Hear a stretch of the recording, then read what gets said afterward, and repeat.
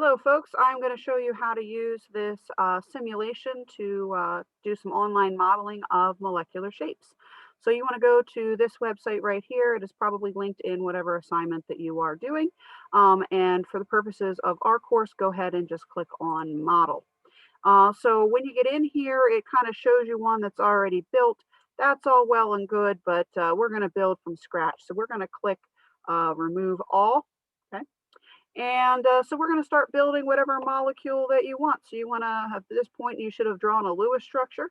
And so based on your Lewis structure, you're going to build a molecule. So let's say their Lewis structure has in it one single bond. So I'm just going to click on the bond to add it. If I want to get rid of it, I can just hit that X next to the bond. So I can do that. I can click on another bond to add that one. So my Lewis structure, this is a Lewis structure here that has two single bonds. And let's say, maybe it has another single bond to it, okay? And then maybe my Lewis structure then has a lone pair. If I want to add a lone pair, I will do that here. You need to make sure that you are adding the lone pairs into the program because you can see how adding that lone pair automatically change the shape. In fact, what I'll do is let you see, take it off. There it is, lone pair. Look at that. It shifted the shape around. Why? Valence shell electron pair repulsion theory says that, these lone pairs are going to repel the bonding pairs down.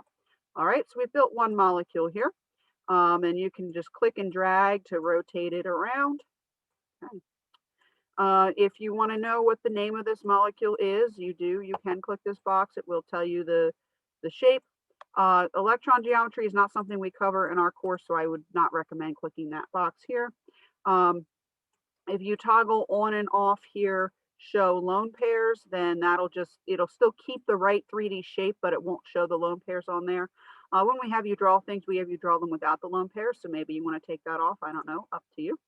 If you want to see some bond angles, it'll put some bond angles on there. Although these are not fully correct, you should have talked about in your class how because of this lone pair, it's actually going to be less than 109.5.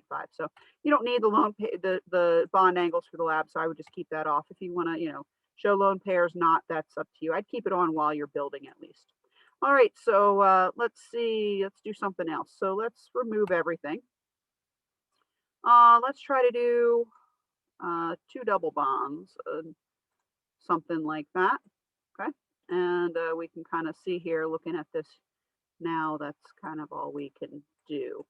Now, unfortunately, one thing about this simulation is that it can only handle one central atom. So there are a few on this lab activity that we're doing in Honors Chem where it has more than one central atom. Just do the best you can with it. The other thing it doesn't do is it doesn't differentiate between the different terminal atoms. So if you have something like CH2F2 that has two H's and two F's, it doesn't really show you, this would kind of be that one, it doesn't really show you which one is the H's or the F's. You're gonna have to use your imagination for that. But what I like is it's really simple, it's easy to build things, and kind of intuitive, and then you can really get a sense of what these 3D shapes look like. All right.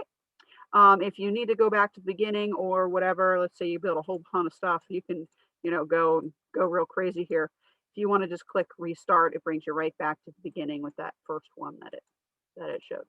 So I hope this helps. If you have questions or need help, by all means, reach out to your teacher. Bye-bye.